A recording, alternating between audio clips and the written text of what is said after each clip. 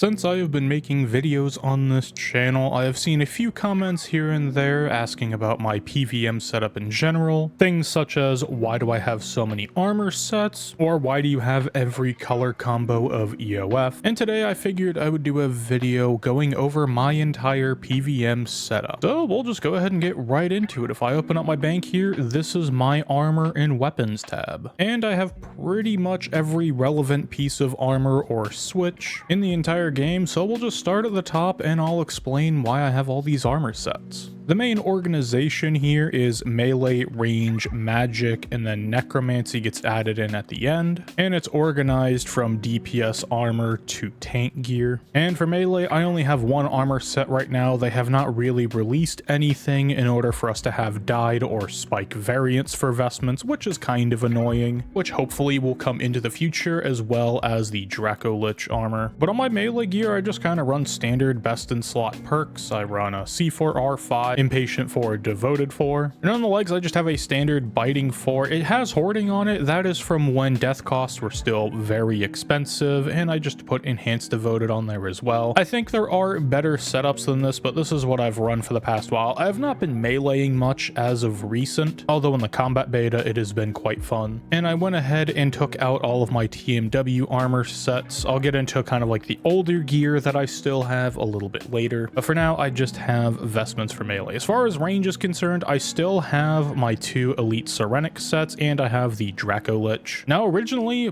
up until relatively recently, Elite Pernix was just best in slot armor. It gave a little bit extra damage bonus over the T90 variant, albeit it was very expensive. And the whole concept was I would have a Barrows Dyed set holding the Slayer perks for running in elite dungeons or using them if I needed the extra buff somewhere. And the other set would just hold kind of more standard best in slot perks. Now on melee, I never ran mobile on armor because I wanted the adrenaline from Barge. With range, I typically do run mobile. I have these perks here as just kind of a placeholder because a little while ago I was doing 4K Glaycore and I put the mobile on the tank armor set. But typically on range, I will run both, but that is the main idea on why I have two Pernix sets, two Tectonic sets. I will get a second Necromancer set just to kind of help me organize there, and the same idea of what I have going on. I would have a second Elite Draco Lich set, however, again, it is quite expensive right now, and it isn't dyeable, so while you can do exact matching with your preset and just own two sets, I don't think it looks right, and I don't like hovering over to remember which perks I have on a set, so I kind of just wait until a armor set is dyeable or hope that it's dyeable on release and kind of do this setup with it. But on the Draco Lich right now, I do have mobile in the secondary slot for Impatient, and I do have a Dragon Slayer, Undead Slayer on here. This is because I've mostly been ranging at places that these perks do work at, and haven't been ranging at too many places where I really need Enhanced Devoted or Devoted per se, and overall it's worked pretty nicely. I also won't lie, I don't really use my Pernix anymore as they are kind of dead content compared to Draco Lich. Crossbows are still pretty weak, so I've just been using the Draco Lich. But with tier 95 crossbows hopefully coming out maybe this year, maybe we'll see a return, or maybe we'll also see an upgrade in tier 95 armor for range at some point. Although I'd imagine at this point that's probably low on the priority list. Anyways, onto magic armor. I typically just run kind of standard best in slot perks on magic. I run C4R5, Impatient 4, Devoted 4, and then on the legs I have Biting 4, Hoarding. Again, this is from when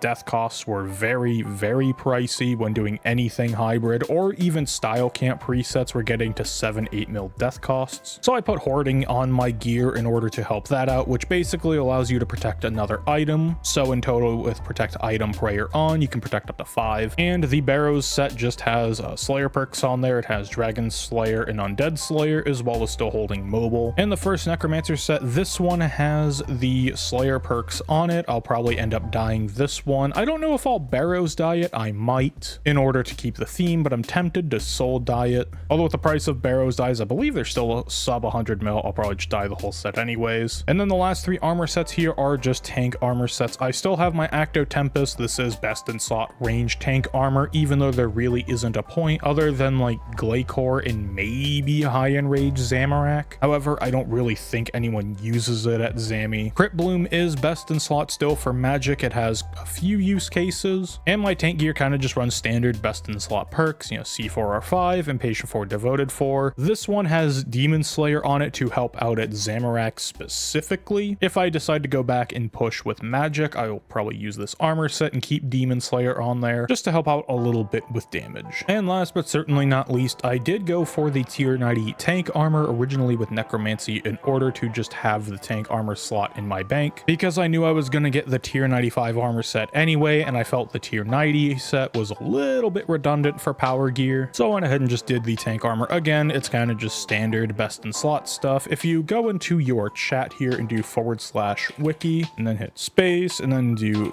biz space perks, it will then search the wiki for best in slot perks in your default browser. And then if I just bring that over here, it will then bring up this page, and you can then go through and find out which perks are for which. You can click on either entry or advanced, and you can click on any combat style you want. And it also works for armor perks and gives different combinations for specific things you might be wanting to do. Or you can also click search wiki. It'll say search wiki over here, and then type in the same thing, for those of you wondering what I mean by just running standard best in slot perks. Now you'll notice I don't have melee tank armor in here, and that is because it's kind of dead content. There isn't really a use. I have a tab here for kind of just old armor sets and old things that I don't use anymore. Like I have my Acto Terrolith here, I have my Acto Primeval. My Acto Primeval is still perked up. I was using it at Glacor as kind of a last ditch effort to get a devotion reset for back-to-back arms, but without a Calg Demon, it was just not able to put out the damage I needed. And I have both of my TMW armor sets. These used to be perked up, but those perks have kind of been repurposed into other armor sets, but it was the same idea where I have a standard TMW armor set and a spiked TMW set to hold different perks for either elite dungeon armor or just standard armor, depending on if I need Slayer perks. But other than that, this is kind of just like my old and forgotten about gear tab, but I still hold on to it because there's no real point of getting rid of it. Anyways, back to the meat and potatoes. The actual weapons and weapon switches I own and use, and I'm just gonna kind of go over them quickly and tell you what they're for. So starting with the melee row, I obviously have the tier 95 Leng swords, and they just have the standard best in slot perks on them. I have a physical EZK, which is mostly just a cleave swap. However, in the beta, Lengs are losing their hurricane functionality, so maybe that'll be a bit more fun to play with hurricane with an EZK once again. Masterwork Spear of Annihilation is very strong for bleeds in conjunction with EZK spec, and I'll get into my EoFs a little bit later about all the different ones I have. Scythe is still, to this day, best in slot for a halberd range melee weapon. We don't have a T95 or even a tier 92 halberd range weapon, which means 2 squares away from you, because melee distance is considered 1 tile away, halberd distance is 2 tiles. Now you'll have noticed that all of these weapons are Aurora dyed.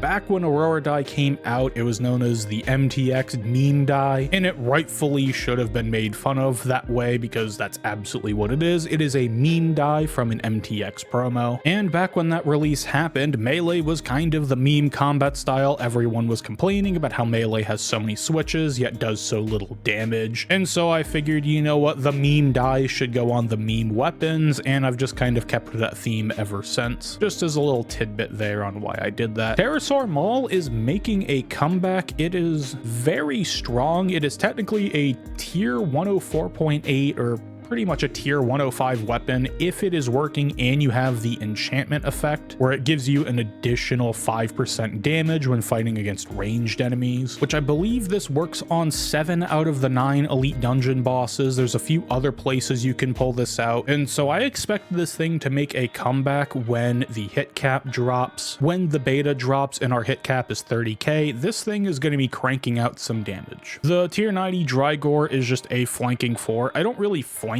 swap anywhere anymore, because with melee and solo encounters you usually have to do some type of walk under flanking, and the only place I really melee right now is Zamorak, which I'm not going to get use from walk under flanking anyways, so it just kind of sets here. I do have a tier 90 defender shield and the spirit shield. These are kind of like, you know, it's going from order of dual wield two-handers into switches, and then like shield kind of categories is kind of the organizational flow I have going on, but I honestly don't use these too much anymore as Greater Bone Shield still exists.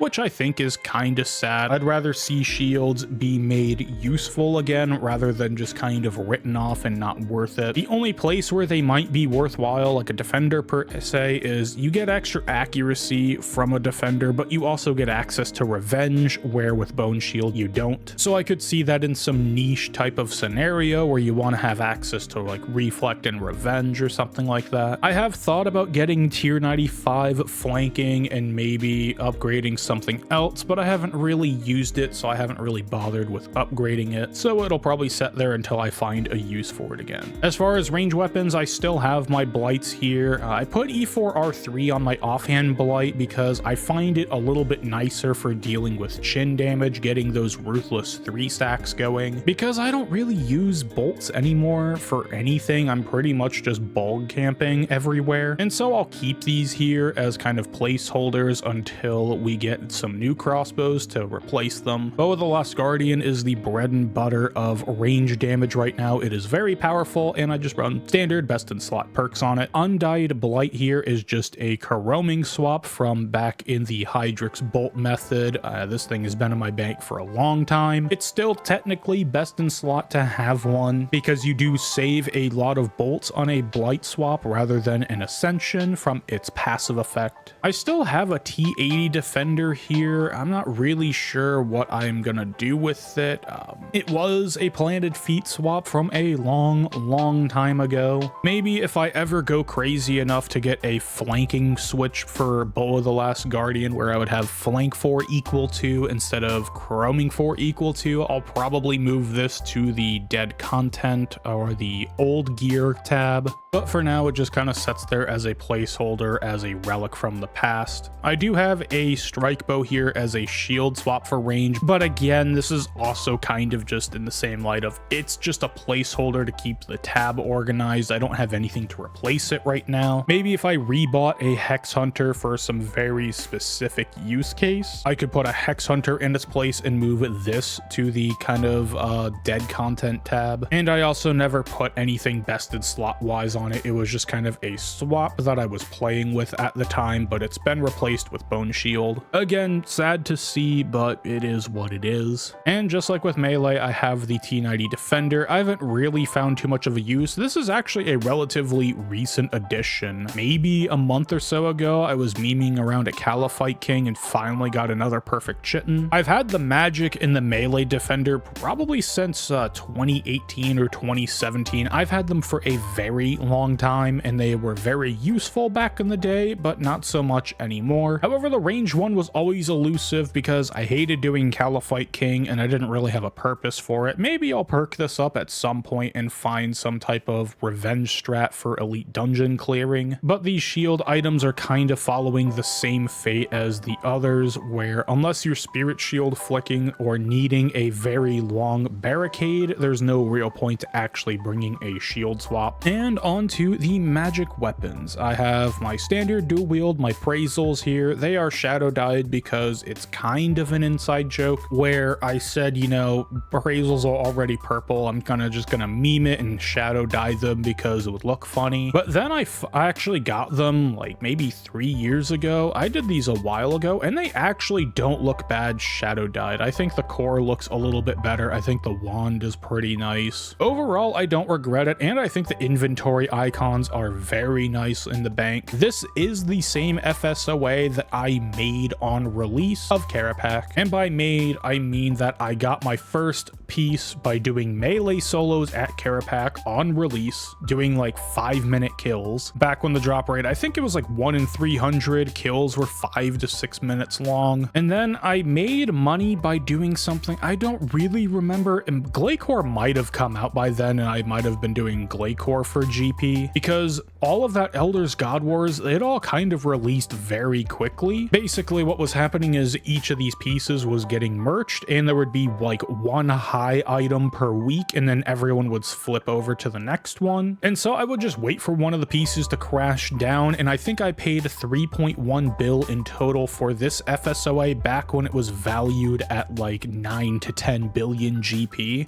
and I've had it in my bank ever since. Inquisitor Staff is best in slot. I still need to put P6R1 on here, however, there isn't really a place that I use it where R1 is going to be hyper useful. I pretty much only use it at Solax, so maybe after killing arms and legs and whatnot, I can get that little bit of a buff for core, but it's not really needed for core. Maybe it would be helpful for after killing the eruptions to when you're doing phase 2 damage. I'll eventually replace it, but for now, it just has kind of standard best in slot stuff minus the Relent 1. The seismic singularity here is flank 4 equal 1. I did update this because with Magic Camp at ED1 specifically, there are a couple places I do use flanking still, and so I went ahead and upgraded that perk. And the tier 88 here is also a switch that I still use in elite dungeons quite a bit, and at other places it is a corroming 4 equal 2, and in conjunction with greater chain it is very nice. Now you probably have noticed for a while here that I have a Scourge sitting here. Yes, is a melee weapon sitting in the magic row. It's just a placeholder until I find something else. I honestly might move the flanking swap out of the way and put it into the dead content tab and put that up there, but then I have to find some type of switch or something to put in as a placeholder for magic. Maybe I'll go and make a lunging swap just to go ahead and do that, but lunging I have not used anywhere in quite a while. I used to use a lunging swap at ED3 because there's a surprising number of static targets there that makes combust actually not bad to use. And again, this is still a tier 90 and tier 88 respectively because it doesn't change damage all too much on the tier of the weapon. It's mostly the perk that's doing the damage. And again, I'm also waiting on tier 95s to come out to upgrade to those so I can be like, you know, a true overkill best in slot kind of guy. And just like the other styles, I have my defender tier 90 and spirit shield variant for the shield category. Again, like I said before, kind of dead content now because of greater bone shield, but it is what it is. And now the moment that you all have probably been waiting for, and that is talking about why I have so many EoFs and pernix quivers. Well, I went ahead and bought every single EoF just so I don't have to go out and buy them anymore when I find out I need to do some other niche thing or put a niche EoF into a preset for something. So I went ahead and just bought all of the colors without ornament kits and with ornament kits and have just filled them up with pretty much anything I can think of. And I do use most of them, but there are some that don't get any use at all. Like this one, I have Dragon 2H, that's very useful for melee AoE clearing. D-Claw is in this one. It is a very, very strong special attack for melee. I have Dark Bow, SGB,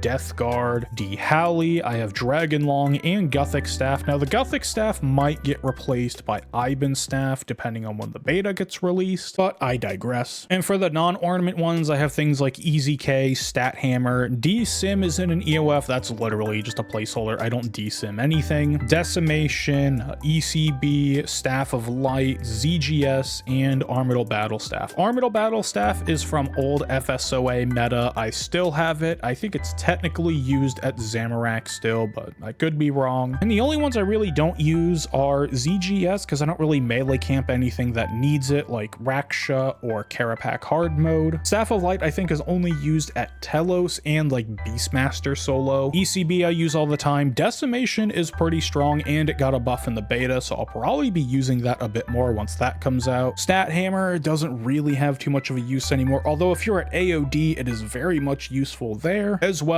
as Virago and Telos and a couple other places. Easy K is kind of the one EoF that I wish I had in an ornament kit because ornament kits have a +3 on all of the damage buffs, and that is kind of the theme where I have things that do actual damage in the ornament kit EoFs. I could probably swap D-Halley out for Easy K, but that is the main idea, is that since these are all 59, I pretty much have damaging specs in these ones in things like ECB or Decimation, Staff of Light. These are all in kind of the less ones because technically you don't really need the stat buff for these specs. Easy K, again, I wish it was in a ornament kit EoF, but it isn't the end of the world. Now I did kind of skip over this line. These are just my pocket slots, my Grim, the 4 scriptures, and they're all just kind of lined up in color coordination with everything else. And if anyone's wondering the actual theme behind this, it is RGB for red, green, blue, you know, the pixel colors on your TV. And I put yellow afterwards because, like, I think it was